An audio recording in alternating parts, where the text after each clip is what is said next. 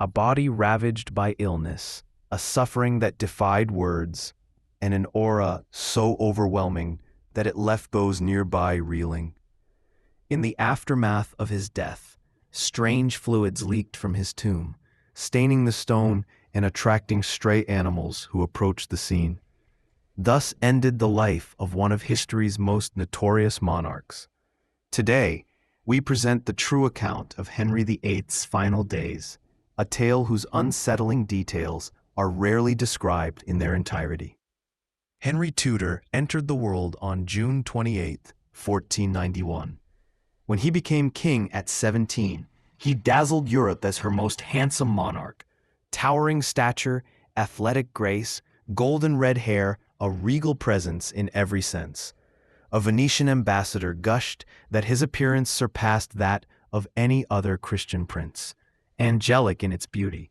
How did this icon of power and masculine vigor descend into such a grotesque demise? The downward spiral began with a single disastrous accident in January 1536, amid a jousting tournament at Greenwich. At 44, Henry suffered a calamitous fall when his horse toppled, pinning him underneath. The king lost consciousness for 2 hours. Though he survived, his right leg sustained a wound that would never fully heal. It grew into an open ulcer, endlessly weeping and exuding a stench so vile it would precede his arrival by several paces. The humiliation for the once proud king was nothing short of total. His courtiers learned to suppress every sign of nausea, their faces forced into respectful blankness, lest they incur royal wrath. The accident became a watershed, coinciding with a darkening of his personality. Whether by fate or fortune, that same period witnessed Henry order the execution of his second wife, Anne Boleyn, on trumped-up charges of adultery and treason. Some historians now believe that his fall may have damaged his brain, magnifying tendencies towards suspicion and bursts of fury. Robbed of mobility, Henry's body ballooned. His youthful waist, a trim 89 centimeters, expanded beyond 130. He eventually weighed more than 180 kilograms, too immense for ordinary movement, requiring an elaborate pulley system to move between rooms. Workmen widened royal doorframes to allow his passage. His monstrous appetite hastened his decline. Kitchen records testify that Henry consumed some 5,000 calories daily, mostly from red meat, with scarcely a vegetable in sight. A standard meal showcased multiple meat pies and impressive quantities of wine and ale. Inactivity and gluttony accelerated his physical collapse with terrifying speed. The king's ulcers festered. Physicians employed brutal remedies. They seared his flesh with hot iron, applied poultices laced with arsenic and mercury, and subjected him to routine bloodlettings that sapped his strength. The wounds grew so ghastly that bone lay exposed beneath rotted skin. The stench, it was said, could be noticed from 3 rooms away. At 49, Henry wed Katherine Howard, just 19 and beautiful. He declared their union a second youth. In reality, the sight of his monstrous shape beside her radiant youth verged on the obscene. Katherine, unable to bear her mutilated and malodorous husband, turned to a younger courtier for solace. When Henry learned of the affair, both met the executioner's blade. His final marriage in 1543 to Katherine Parr offered no romance. She became less a wife than a nurse, tending her dying husband with a devotion that astonished those who remembered his treatment of earlier consorts. The king's last years were a parade of ailments, according to modern experts. Diabetes, brutal gout, sky-high blood pressure, heart failure. Some speculate about syphilis, though many scholars reject this. Whatever the causes, agony became his constant companion. Chroniclers describe spells of furious pain, Henry cursing all within earshot, followed by stretches of utter despair that left him silent for hours. Paranoia fed on his pain. The once brilliant sovereign, now tormented by ghosts and fancied conspiracies, ordered the deaths of trusted friends and counselors upon the faintest suspicion. Terror held sway at court. A thoughtless word or a stray glance might mean ruin. He put Henry Howard, Earl of Surrey, to death only 9 days before meeting his own. Poison haunted his thoughts. He put costly measures in place to safeguard his meals. Every dish was sampled by servants, every utensil scrutinized to excess. Some say these obsessions reflected deepening madness. Others blame recurring minor strokes. At the end, suffering eclipsed all else. Too feeble to rise without assistance, Henry was overcome by gangrene in his swollen legs, worsening an already unspeakable odor. Perfume-soaked handkerchiefs became the court's must-have accessory, held discreetly to nostrils as courtiers braced themselves to remain in his polluted presence. As the winter of 1546–47 set in, Henry's strength wasted away. He battled relentless fevers, likely the result of poisoning from festering infections. His breath grew short. Hallucinations took over.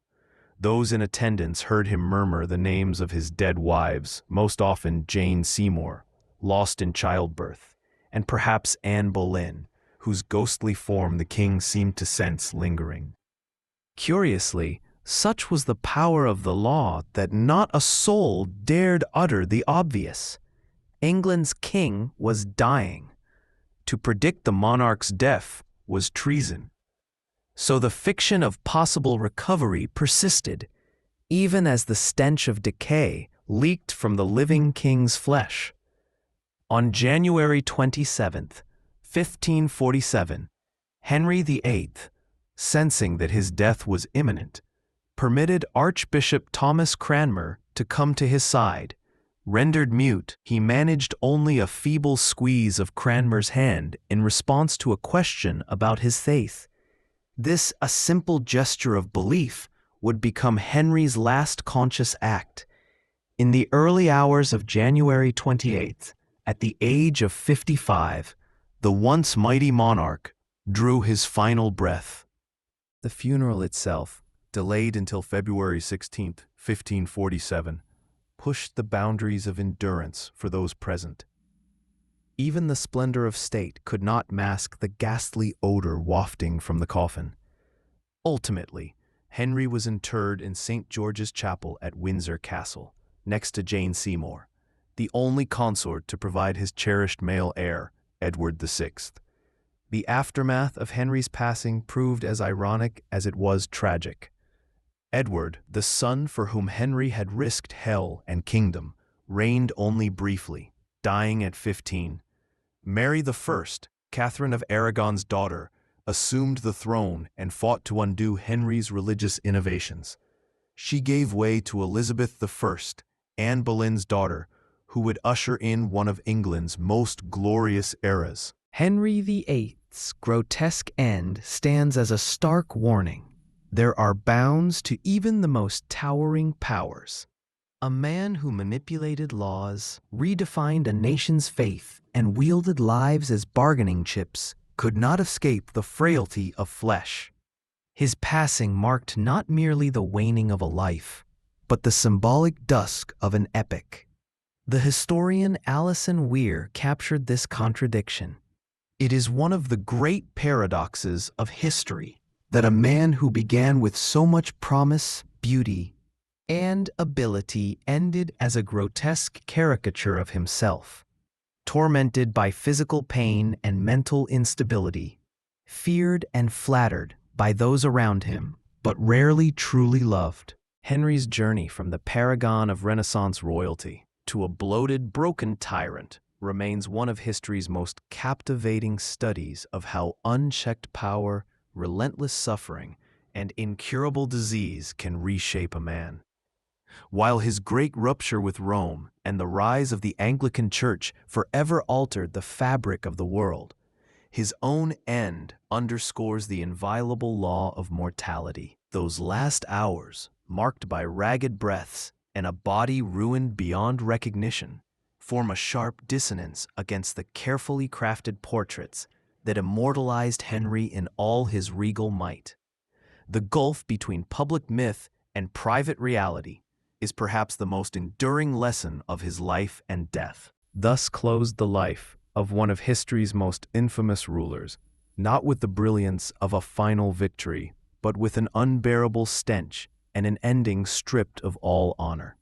The architect of England's transformation, the scourge of monarchs and popes, devolved in the end like any man, surrendered to the ravages of decay. The demise of Henry VIII was more than a chapter in history.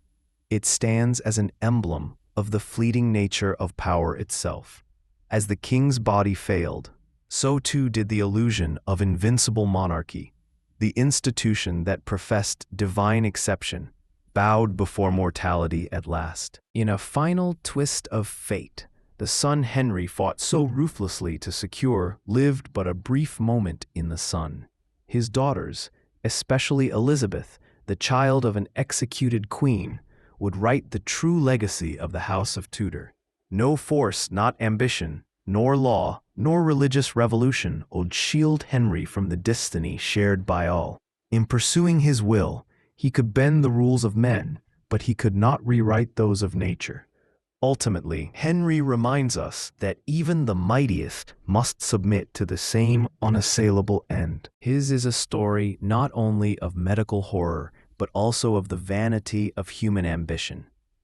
Once worshipped as the model king, Henry's putrefying body became a dire memento of everything mortal. The closing of his tale is a lesson, the ultimate reminder that in death, every crown, every glory, and every legend evaporates into the absolute equality of the grave. The death of Henry VIII continues to transfix and repulse, because it so powerfully unmasks the fragile humanity behind the myth of absolute dominion. See you in the next video.